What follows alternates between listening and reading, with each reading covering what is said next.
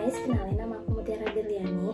Di sini aku bakalan ngebahas salah satu film yang cukup menginspiratif buat kita semua, terutama buat anak ilmu komunikasi nih. Film ini berasal dari negara Britania Raya. Film ini pertama kali dirilis pada tahun 2010. Film ini berjudul The King's Speech.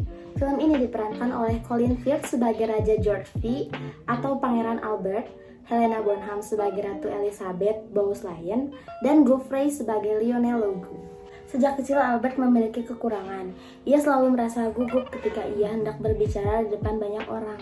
Sedangkan ia akan menjadi seorang raja, dan tuntutan dari seorang raja, ia harus berbicara di depan banyak orang dan di depan banyak umat-umat.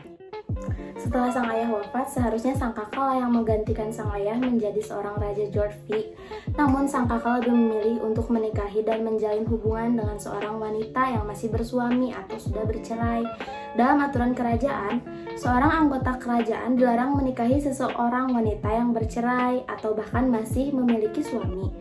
Karena hal tersebut, Pangeran David pun harus menyerahkan tatanya kepada sang adik, yaitu Pangeran Albert untuk menjadi raja di Britania Raya. Dari itu, sang istri mencarikan Pangeran Albert, seorang ahli untuk menghilangkan kegagapan suaminya ketika ia merasa takut atau ketika ia merasa gagap ketika berbicara di depan banyak orang. Nah, pada pertemuan pertama dengan Lionel Logue, Albert sempat menyerah dengan menjalankan metode pengobatan tersebut, hingga pada akhirnya Albert memutuskan untuk berhenti menjalankan metode pengobatan tersebut. Namun pada saat dia di rumah, dia memutar kembali rekaman yang diambil oleh Logue. Dalam rekaman tersebut, Pangeran Albert membaca secara lancar dan tanpa gagap sedikit pun. Hal tersebut membuat Pangeran Albert kembali percaya dengan metode yang diterapkan Logue, sehingga dia memutuskan untuk melakukan terapi dengan Logue. Nah, pada saat terapi itu kembali dilakukan, Albert mengalami banyak kemajuan. Albert bisa berbicara di depan banyak orang tanpa gugup sedikit demi sedikit, hingga pada akhirnya, usaha Albert akhirnya membuahkan hasil. Albert akhirnya bisa kembali berbicara tanpa gugup di depan banyak orang. Dan secara tidak langsung, saat terapi itu berjalan, Albert menjadi sangat dekat dengan Logue hingga akhirnya Logue pun merasa Albert itu adalah adiknya sendiri. Nah, itu sedikit cuplikan dan sinopsis dari film The King's Speech. Menurut saya, pada film ini banyak sekali yang layak dicontoh.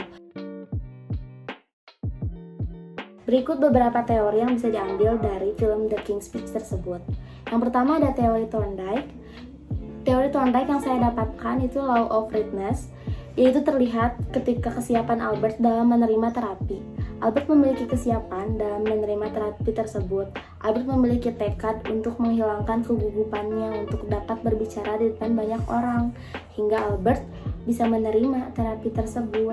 Yang kedua ada teori law of exercise, di mana stimulus dan respon seseorang akan semakin kuat ketika seseorang terus-menerus berlatih agar dapat mendapatkan apa yang dia mau dan dia inginkan. Ketiga masih dari teori Thorndike, yaitu law of effect. Itu terlihat ketika keberhasilan terapi yang dilakukan oleh Lionel kepada Albert. Teori yang kedua adalah dari B.F. Skinner. Teori yang pertama dari teori B.F. Skinner adalah negative punishment. Hal ini diperlihatkan ketika Lionel melarang Albert untuk merokok, padahal Albert sangat berkegantungan terhadap rokok.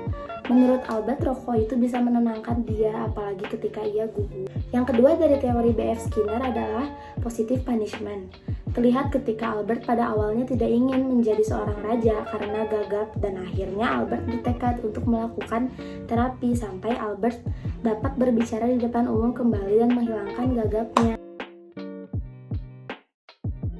Teknik komunikasi yang dapat saya ambil dari film tersebut adalah hindari merokok agar tidak batuk saat kita berbicara di depan banyak orang. Teknik yang kedua, kita harus rileks ketika kita akan berbicara di depan banyak orang. Teknik public speaking yang ketiga, kita harus banyak berlatih karena public speaking itu ya cukup rumit untuk berbicara di depan banyak orang. Dan yang terakhir, kita harus menyebutkan kata-kata dengan jelas. Nah, itu sedikit informasi yang bisa aku kasih buat kalian tentang review dan analisis tentang film The King's Speech.